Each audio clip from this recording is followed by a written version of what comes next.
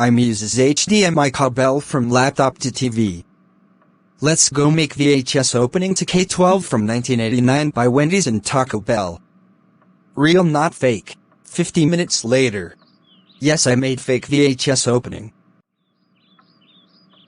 Dark Boomerang bro, what are you doing? I'm watch TV and uses HDMI cable from laptop. Okay. Let me see. Dark Boomerang bro. The opening is fake. K-12 came out 2019 not 1989 and it's made by Atlantic Records not Wendy's and Taco Bell.